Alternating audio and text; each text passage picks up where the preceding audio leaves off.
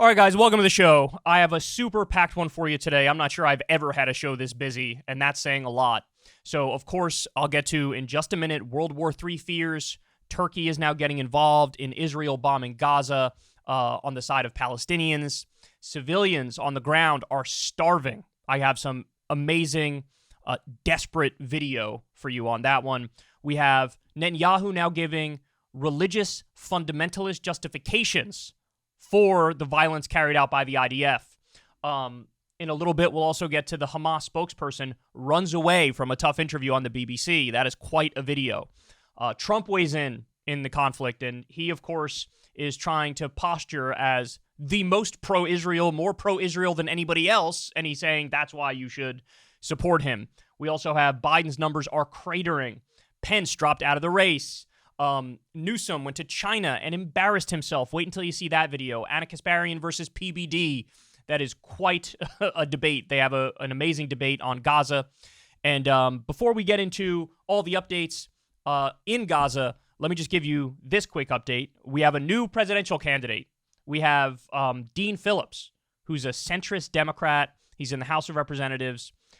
He is now running against Biden. So you have Marianne Williamson, Cenk Uygur, Dean Phillips, and Joe Biden running. Dean Phillips is as centrist as Democrats get. He wants to cut Social Security and Medicare.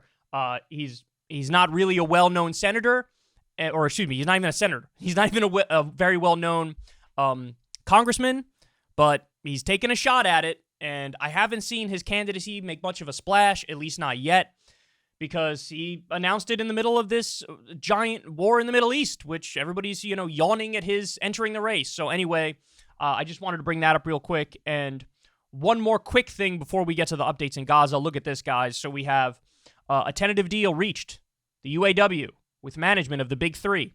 So here are the numbers for the Ford deal in particular. You have a 25% raise over 4.5 years, an 11% raise at ratification, a 68% jump in starting pay. That's big. A 33% increase in the top wage, a 150% raise for temps, increased retirement benefits, and restoration of COLA, which is the cost of living adjustment. So basically, year over year, you're going to get a bigger pay increase.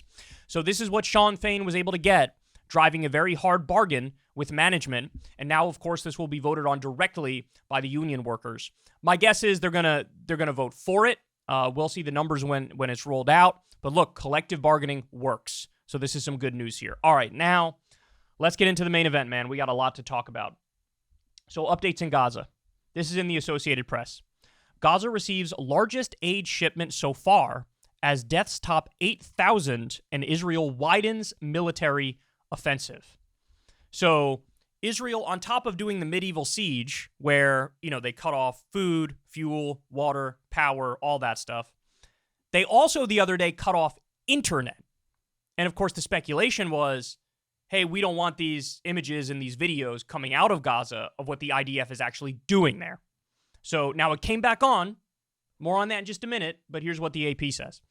Nearly 36 trucks entered Gaza on Sunday in the largest aid convoy since the war between Israel and Hamas began, but humanitarian workers said the assistance still fell desperately short of needs after thousands of people broke into warehouses to take flour and basic hygiene products. More on that in a minute. I have a video of what was going on in a minute. By the way, let me also point out, according to the numbers, last week, only 4% of the aid that is needed has been allowed into Gaza. Think about that. That's astonishingly low. They continue here. The Gaza Health Ministry said the death toll among Palestinians has passed 8,000, mostly women and minors. To be specific, it's 62% women and minors as of last week. As Israeli tanks and infantry pursued what Israeli Prime Minister Benjamin Netanyahu called a second stage in the war ignited by Hamas's brutal October 7th incursion, the toll is without precedent in decades of Israeli-Palestinian violence. Over 1,400 people have died on the Israeli side, mainly civilians killed during the initial attack.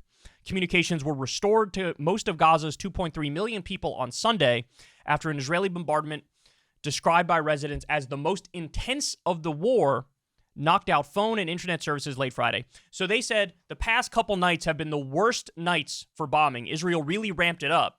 And then there were also some reports of limited ground invasion, boots on the ground by the IDF into Gaza, although it hasn't been a full ground invasion. Now, more in a little bit as to exactly why the internet has been let back on. That's a very, very interesting backstory. Okay, so let's continue here. Jewish Voice for Peace tweeted this out. This is what genocide looks like. These are the 2,913 Palestinian children killed by the Israeli military this month. As of Thursday, October 26, as the Israeli airstrikes on Gaza intensify, we recognize with horror and grief that this death toll is already inaccurate. So the Gaza Health Ministry, they not only have the number of the dead, but they also released the names, the ages, all the basic information about the people who've been killed. Now, you have the U.S., by the way, downplaying the numbers coming out of the Gaza Health Ministry. Israel does the same. They say, hey, man, this is an arm of Hamas. You can't trust them. What they don't tell you is, in previous fights in Gaza, the numbers that were released in real time by the Gaza Health Ministry had proven to be relatively accurate. That's what they don't tell you. And, of course, the other point which I've been making is, even if you cut the numbers in half, you still have thousands of innocent people dying, including now 2,000 innocent kids. So, but whether you believe the names and the numbers or not, these are the names and the numbers right here. Look at this list, guy. Look at all this. You can't even see it. There's so many, you can't even make them all out. Scroll down, we got more. I mean, this is astonishing. All right, so here we have, this was video on the ground recorded by Al Jazeera. I'm not going to play that much for you. Truth be told, I'm probably going to get hit with a copyright thing for showing you any of this, so please support the channel if you can. Link below for Patreon. But, you know, even if the video gets demonetized, it's worth it because you guys have to see at least some of what's going on the ground. So let me play this for you.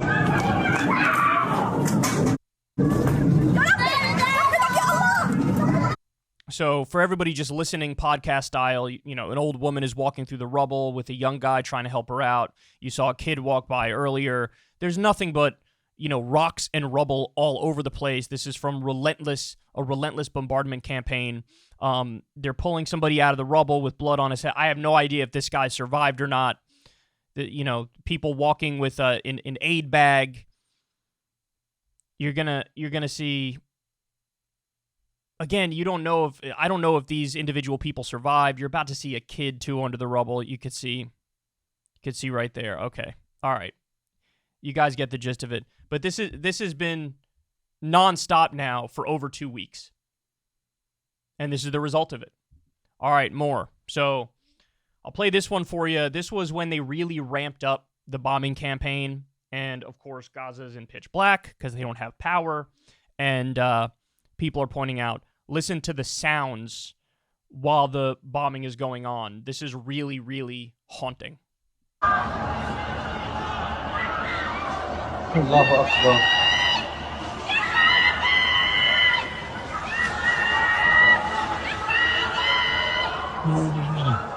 Hello. That's terrifying. That's terrifying. So you have a civilian population just absolutely scared straight here. Okay, more. So this kid, he kind of went viral, unfortunately, after his death. He's a gamer, and he had a goal of reaching 100,000 subs on YouTube. Now his channel has passed over 750,000 subscribers because, of course, news of his horrific death came out. And this is really just heartbreaking, man. This is a video of when he thanked his 1,000 subscribers on his YouTube gaming channel. This guy was killed in the bombardment. أنا عون الدوس فلسطيني من غزة العمر 12 سنة. أوكي طبعا شكرا على 1000 مشترك. This aspiring 12-year-old Palestinian YouTuber from Gaza was killed by Israeli forces. Auni Eldis started his own gaming channel with the dreams of reaching 100,000 subscribers, but he was killed by an Israeli airstrike on October 8th. His story was shared online, and people started subscribing to his channel to make his dream come true. So, guys, look, it's people like this who are being killed. And the numbers are overwhelming. Look, we told you from last week, the confirmed number of Hamas militants that were taken out, 13. And there's over 8,000 deaths in Gaza. 62% women and children as of last week. which means it's like, even if I'm being kind and drastically overstating the verified number of Hamas that were killed, you're still looking at, what, 90%, 95% innocent civilian death rate? All right, more. So this is a video from Al Jazeera English on the ground. This is thousands of Palestinians broke into the UN food warehouse after they got some more truck deliveries, and they are desperate. They are starving. Watch this.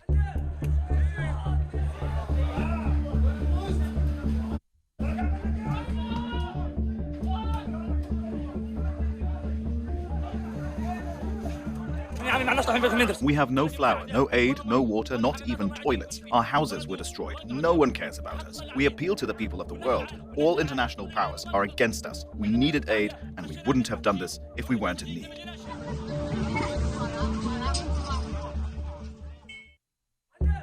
So I've seen some headlines describe this as looting. That is not the word I would use. First of all, it looks very orderly to me. Second of all, it's very clear these people just need food to survive, right? And it looks like they're relatively fairly handing it out to different people, where everybody's walking away with a similar amount. So, look, what do you think happens when you starve a population, when you don't allow the aid in, and when you're bombing them relentlessly? This happens. So, absolutely devastating. I mean, the fact that we're even discussing or debating getting aid to people who desperately need it is astonishing. And let's be clear, the Republican position in the U.S. is just keep bombing them relentlessly, and who cares about the aid? The Democratic position is not a ceasefire, it's let's do a humanitarian pause and allow in more aid trucks. So in other words, bomb nicer. We'll do a little pause in the bombing campaign, but then we're going to go right back to bombing, and we'll be kind and allow in some food for you to be eating the next time you're bombed. Yeah. Really good stuff, man. Really good stuff. All right, so this also dropped. This is directly from the IDF. This was before one of the ramped up bombing campaigns. There are a couple of interesting things to point out about this. So the tweet says, an urgent message for the residents of Gaza. Let's listen to what they had to say. Attention, citizens of Gaza. Listen carefully. This is an urgent military advisory from the Israel Defense Forces. For your immediate safety, we urge all residents of northern Gaza and Gaza City to temporarily relocate south. Let me repeat. We urge all residents of northern Gaza and Gaza City to relocate south immediately. This is a temporary measure. Moving back to northern Gaza will be possible once the intense hostilities end. Hamas puts your life in danger by placing weapons and forces within civilians' area in Gaza, including schools, mosques, and hospitals. So, of course, the justification of bombing all the civilian infrastructure by saying it's Hamas's fault. So this video was dropped at 8:16 a.m. And as you can tell, due to speaking English, well, most of the residents of Gaza don't speak English. Also, their power is off. Their internet is off. They have no way of seeing this. It's almost like this video was made with a different audience in mind. This video was made with the U.S. in mind, to try to put a thin veneer of respectability over the ongoing slaughter that's happening. All right, I got more for you. This is terrifying. So Netanyahu, he's been saying some really, really dark things. So it brought back the old axis of evil trope, and he brought up all of his enemies, Hezbollah, Iran, Hamas. He's been saying things like, we are the forces of light, they are the forces of darkness. This is pure good versus pure evil. And now he somehow makes it even more creepy. So he's going to reference the Bible here. Quote, you must remember what Amalek has done to you, says our holy Bible. 1 Samuel 15:3, quote, now go and smite Amalek and utterly destroy all that they have, and spare them not, but slay both man and woman, infant and suckling, ox and sheep, camel and ass. So using a biblical justification for massacring civilians all over the place. All right, let's listen. You must remember what Amalek has done to you. says our Holy Bible. And we do remember and we are fighting our brave troops and combatants who are now in Gaza or around Gaza and in all other regions in Israel are joining this chain of Jewish heroes, a chain that has started 3,000 years ago from Joshua ben Nun until the heroes of 1948, the Six-Day War, the 73 October War, and all other wars in this country. Our hero troops, they have one supreme main goal: to completely defeat the murderous enemy and to guarantee our existence in this country. We've always said, never again. Never again is now. So, citing a genocidal passage in the Bible to justify what they're doing. You know, a lot of people point out the Islamic extremism on the Palestinian side and among Hamas, and how religious fundamentalists, look, you can't reason with them. They're just off in Kookyville. They're not grounded in reality. But very few people bring up the religious justifications and the fundamentalist extremism on the Israeli side, like Netanyahu citing this right here, and also on the ultra-Orthodox illegal settler side. They think they have a divine holy right to land that is not theirs, it's Palestinian, in the West Bank, and also the religious justifications for the U.S. right backing the Israeli government.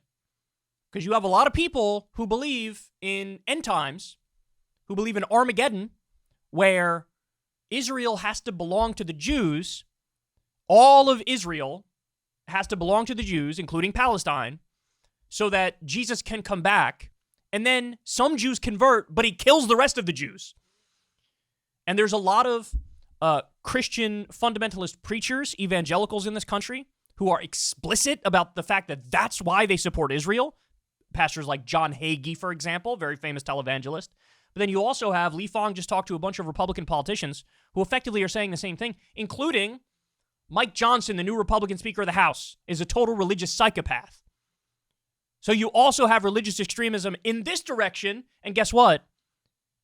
Israel has all the power, and they're using a biblical justification for wiping out civilians. All right, more. This is really something. So I couldn't believe he tweeted this. Netanyahu said this the other day. Hamas, ISIS is sick. They're trying to do the thing where it's like Hamas is ISIS. They turn hospitals into headquarters for their terror. We just released this intelligence proving it. So he tweets this like shitty CGI creation and claims this is intelligence proving that Hamas has command and control centers underneath hospitals. All right, watch this. Here, I'll speed it up a little bit. Look at this. They have these like really state-of-the-art tunnels underneath them. This is what the claim is. And again, they're using like shitty CGI to say their point is proven. Now, by the way, there's a doctor who just went on Democracy Now! Who says, I worked at this hospital for years, and there is no Hamas command and control center underneath the hospital. That's not a thing. That is utterly made up by the Israeli government. Now, by the way, this point is relatively devastating, right? Israel insists, we definitely didn't bomb all these hospitals, particularly the Al-Ali hospital, but we don't bomb hospitals. Okay, well, if you don't bomb hospitals, why are you releasing a video saying you have proof, it's not proof, that Hamas is stationed under the hospitals? Because it sounds like you're setting up a justification to bomb hospitals. So they can't even get their propaganda straight. It's a total contradiction. Why would you feel the need to prove that Hamas has command and control centers underneath hospitals if you don't bomb hospitals, right? Now, by the way, there's been, at least this number's as of a week ago, could be more now, there's been 62 health centers bombed by Israel. That number's according to the UN. 62. Okay, more. Netanyahu warns partners in the Arab world that, quote, they will be next in national address on Hamas war. Well, that's pretty ominous. So here's another one from the Associated Press. Quote, we're not drawing red lines for Israel, Kirby said Friday on a call with reporters. No red lines. We're going to continue to support them. But since the very beginning, we have and will continue to have conversations about the manner that they are doing this. So in other words, even though we know they are indiscriminately killing civilians all over the place, we're going to keep telling them, you better follow the rules of war. You better follow international law. We believe in human rights. They say that as they bomb more babies, and the U.S.'s reaction to that is to just keep insisting, we follow those laws of war. But they're not. In the real world, they are not doing that. And if all you have is empty rhetoric to respond to it, you are supporting it. And like we just pointed out, the other commentary was, we're not drawing red lines for Israel. Really? Which means what? They can do whatever the hell they want to do. By the way, I tweeted this the other night. There was that resolution that was like, what was it, 412-10, reaffirming our support for Israel in the midst of their slaughter of civilians. And I said, if Israel literally nuked the Palestinians, that number would be the same. It would still be 412-10. And then here comes John Kirby proving me 100% correct. There are no red lines. That's what he said. All right. So this is really, really damning. So here you're going to see the difference between when Russia kills innocent civilians and when Israel kills innocent civilians. Look at the difference in how they talk about it. And being honest about the fact that there have been civilian casualties and that there likely will be more is being honest, because that's what war is. It's brutal, it's ugly, it's messy. I've said that before. The president also said that yesterday. Doesn't mean we have to like it. So that was talking about Israel killing civilians. Hey, man, that's war. What are you going to do? Hard to look at what he's doing in Ukraine, what his forces are doing in Ukraine, and think that any ethical, moral individual could justify that. It's difficult to look at the... Wow. Sorry. It's difficult to look at some of the images and imagine that any well-thinking,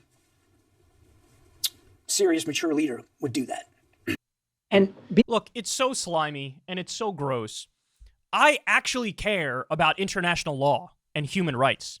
And I think any reasonable person would care about international law and human rights.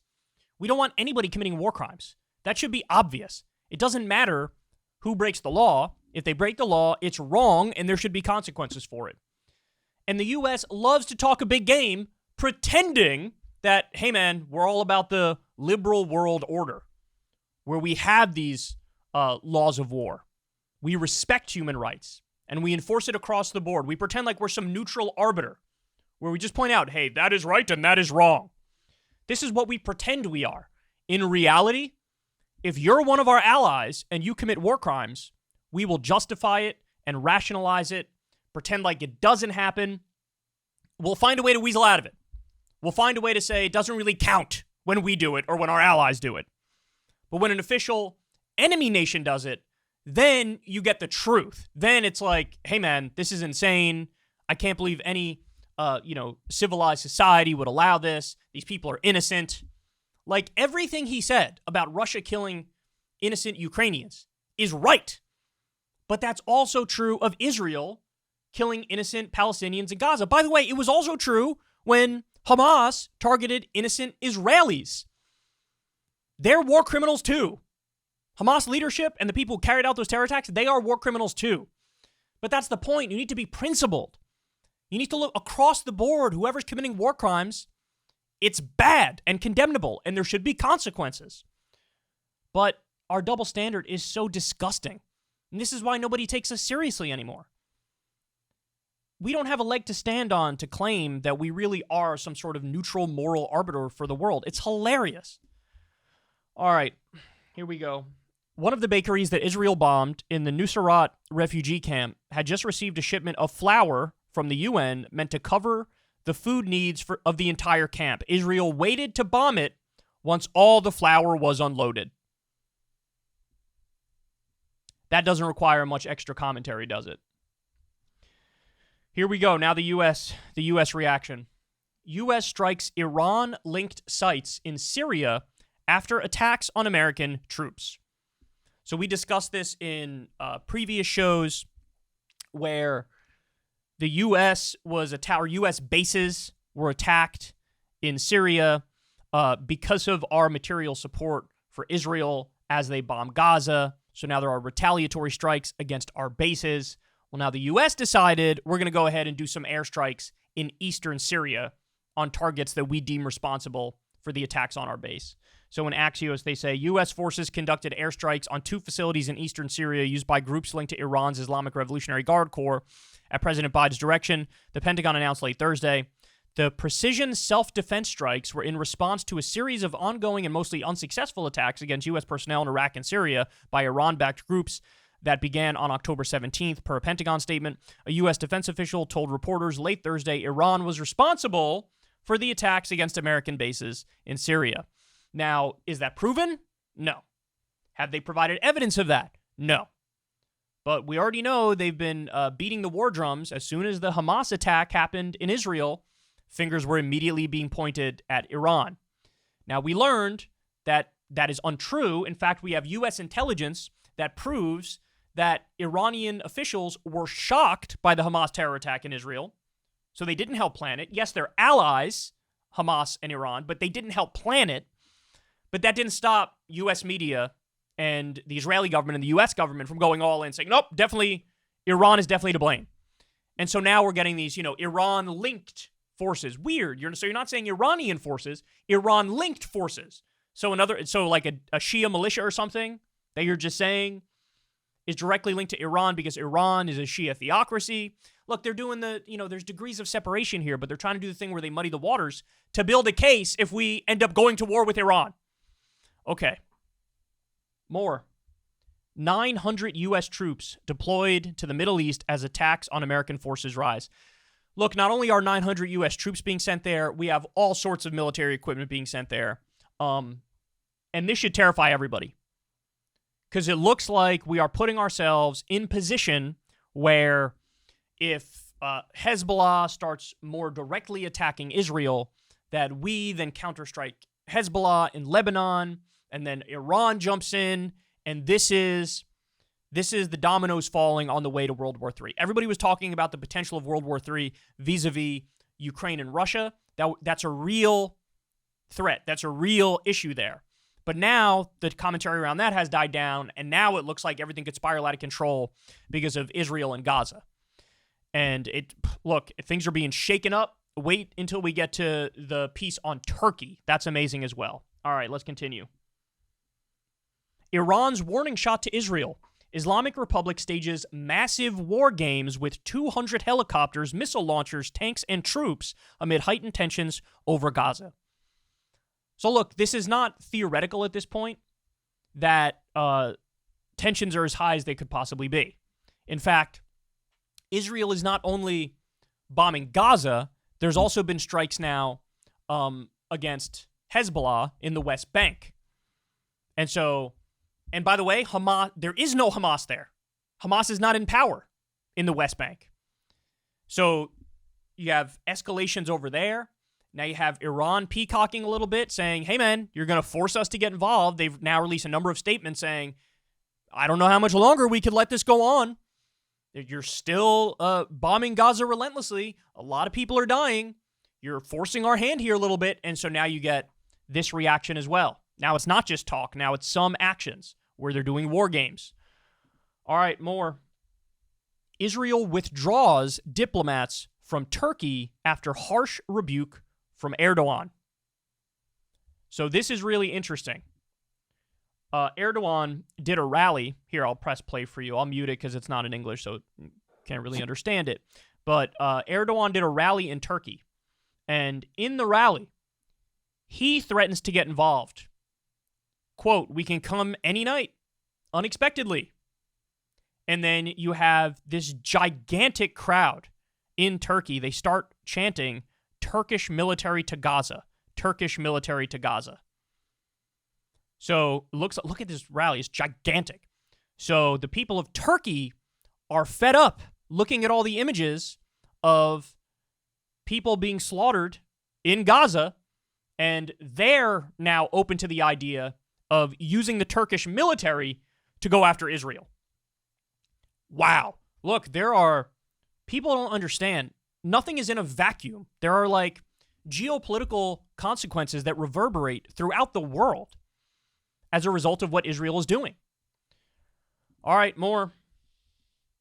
This is really amazing. So some of the language that's been casually thrown around on TV news is, you can't believe that anybody's saying these things in 2023. Listen to this. I just want to ask you then about something else he said in his speech, which is about the collective punishment, as he put it, of the Palestinian people. And I want to talk about that in the context of the blockade and keeping fuel out of Gaza. I just wonder if you think that that is really necessary.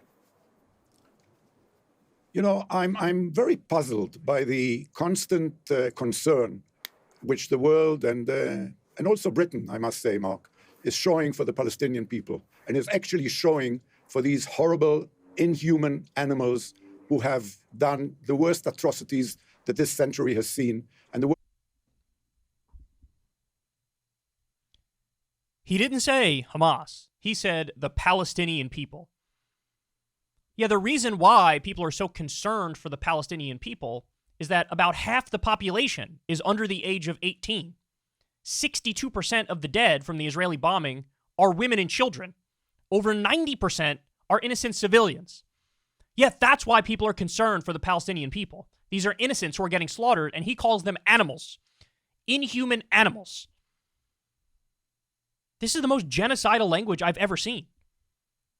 Everybody just snapped into genocidal mode in a heartbeat. And the guy asked a question about shutting off the power, the food, the fuel to Gaza. And he's like, I don't know why people are so upset about that. Because innocent people are being harmed. Would this guy ever accept it? If some foreign power cut off electricity to his entire country because there's a couple people who did bad things, or even if your government does something really evil, should all the innocent civilians suffer as a result of it? Would he accept that if his mom or dad or sister or daughter was targeted in a collective punishment response? He wouldn't accept that. But when it comes to Palestinians, they're animals, so they don't deserve our sympathy. All right. Physicians for Human Rights in Israel. The number of Palestinians in Israeli custody has doubled since October 7th, reaching 10,000 detainees and prisoners. According to reports arriving from Israeli prisons and testimonies from recently released detainees, the Israel Prison Service is abusing Palestinians. So this is really wild. There are some Palestinians who work in Israel proper. And when the Hamas terror attack happened on October 7th, a lot of the Palestinians who were there were just mass arrested. So now there are 10,000 political prisoners, Palestinian political prisoners, being held in Israel. By the way, nobody talks about these people. Nobody. Shout out to Physicians for Human Rights in Israel. But, people are bringing up, rightfully so, understandably so, the, 200 political prisoners that Hamas has, including Israeli civilians and U.S. civilians as well. People are very concerned about them, and they're talking about, by the way, the Israeli government's not so concerned about them because they're doing the bombing campaign, and they don't appear to be too interested in bringing back the hostages or making a deal for that. But there's also 10,000 political prisoners on the Palestinian side in Israel.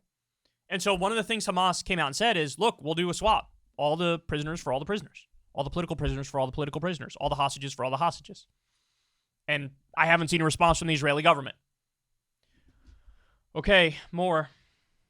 From London to Ireland, Germany to Italy, Scotland to France, Spain to Turkey, Denmark to Sweden, Indonesia to South Korea to Kashmir, Canada to the U.S., and beyond, millions all around the world are marching for Gaza. The citizens of the globe are on the right side of history. So here, we'll look at some of that's a pretty big protest. That's a giant protest in London right there. This one's in Turkey. This one's in Italy, in Rome. And then there was one, I don't have the picture here, but it was in Grand Central Station. It was like a Jewish Voice for Peace group, I think.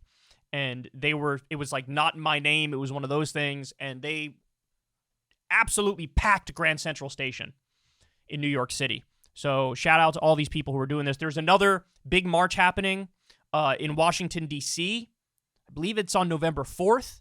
And that's supposed to be gigantic as well. All right, more. So Israeli Arab students are hiding inside the Netanya College, caged by a mob of hundreds of Israelis who are blocking the entrance, waving flags and threatening them. Israeli Arabs are becoming increasingly targeted, harassed, and fearing for their lives at Israeli college campuses. So they literally go on to chant. I don't know if we have it in this video here, but they say death to Arabs.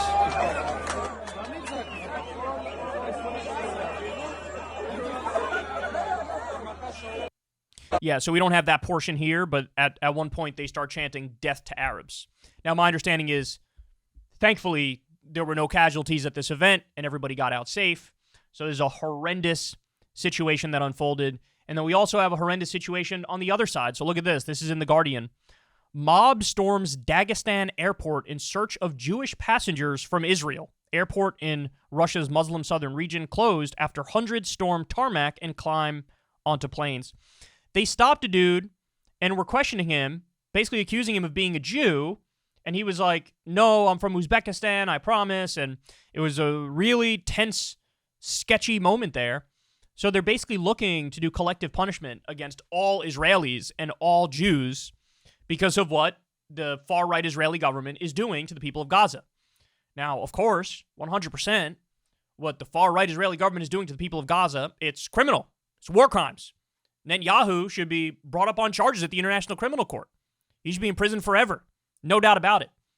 But that doesn't mean every single Jewish person or every single Israeli is guilty. And so to have a mob storm an airport in Dagestan looking for Jews, that is unacceptable, man. In the same way that the Israelis chanting death to Arabs is horrible, this is horrible as well. And look, this is the problem. Everything's going to spiral out of control. Collective punishment on one side breeds collective punishment on the other side. You know, far-right extremism on one side breeds far-right extremism on the other side. And it's a spiral of death. So look at this. As Israel invades Gaza, a territory with a population that is half children under 18, AIPAC starts running paid Facebook ads seeking to undermine the Gaza Health Ministry's reports on Palestinian deaths. So this is from AIPAC. Gaza Health Ministry equals ISIS. They have the quote from Biden, I have no confidence in the numbers that the Palestinians are using. And Kirby, the numbers are not reliable. Don't use numbers put out by an organization that's run by a terrorist organization. Okay. Let me explain this again very simply for everybody. We've had previous conflicts in this exact region. In those previous conflicts, the numbers that were released by the Gaza Health Ministry in real time were relatively accurate and verified later on by the United Nations, by Amnesty International, by other independent groups. So this is just a bogus concern. It's total propaganda. It's a way to try to muddy the waters and downplay the civilian casualties to act like everything you're hearing is a lie. Don't believe it. Yeah, but then we also have the endless videos coming out of there. You know, your propaganda can only get you so far because people can see and they can hear, right? So in previous conflicts, the numbers were relatively accurate. By the way, stop and think about it. Yes, Hamas is evil and they're a terrorist organization and all that stuff. But people who are working in hospitals in Gaza, you think they're exactly the same as a Hamas gunman who went into Israel and killed civilians? No, in many instances, people working in the hospital, they're doctors, they're surgeons, they're career bureaucrats, right? These are not the same people. They're not. And so that conflation is just gross. It's just sloppy, generalized, bigoted thinking. Like the Palestinian working in a hospital has to be the same as a Hamas militant who was gunning down civilians in Israel. That's astonishing. So again, these numbers were relatively accurate in previous fights. And then, like I also point out, even if you cut the numbers in half, we're now still talking about thousands of innocent people who died. Thousands. So, 2,000 children are dead, even if you cut the numbers in half. So it's just totally bogus, and they should be ashamed of themselves. They're basically doing propaganda work to try to cover up the Israeli government being genocidal towards Palestinians. All right, more. General Keith Kellogg, former Trump administration official, says that just as Atlanta was burned to the ground in the Civil War and just as Dresden was destroyed in World War II, we should expect Israel to bring about the total reduction of Gaza. They've got to do this, says Kellogg. This is a U.S. general. I will remind you, in the back of my mind, thinking about this. What U.S. Grant did with Sherman in the Civil War when he went Sherman to the sea, and they burned Atlanta to the ground. And I remember what we did in World War II when we destroyed the city of Dresden just to send a signal. I think you're looking at the total reduction, if necessary, of the city of Gaza. And that's the reason they told all the civilians move south of Wadi Gaza, and because they're going in full strength. You know, Sandra, they've got to do this. This to them is an existential fight.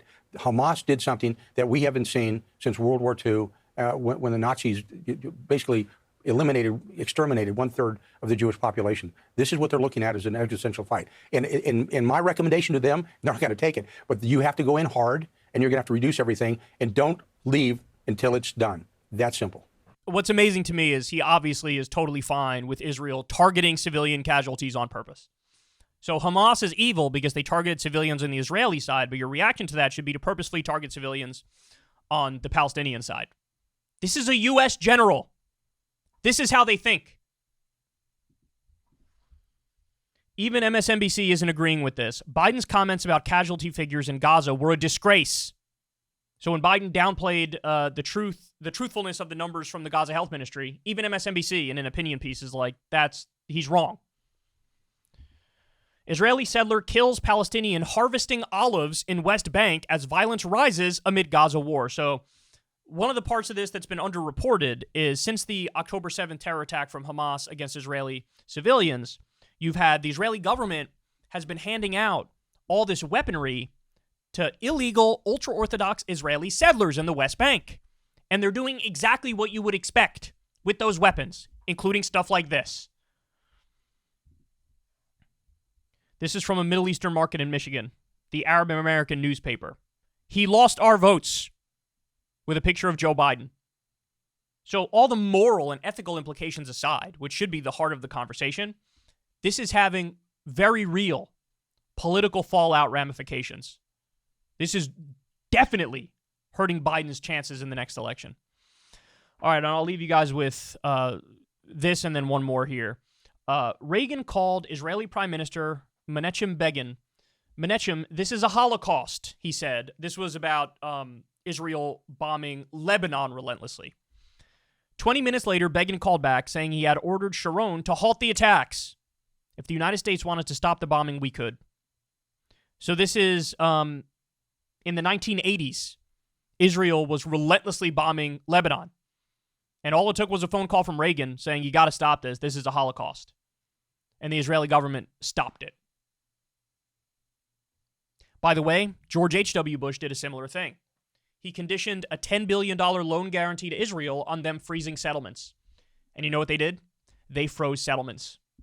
So it's not written in the laws of nature that the U.S. government has to be cucked to Israeli government extremists. Yet here we are.